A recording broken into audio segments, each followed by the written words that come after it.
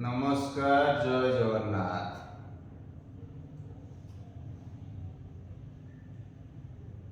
ओडिशार कोण अनुकोण रे रहुथिबा समस्त समाजसेवा भाई और भौणी मानकु हुंकार फाउंडेशन ट्रस्ट परिवार तरफ इंग्राजी नववर्षर शुभेच्छा और हैप्पी न्यू ईयर 2025। 4.5 कोटी ओडियांकर मौड़मणि प्रभु श्री जगन्नाथ आपण परिवार को घंट घोड़े रखु।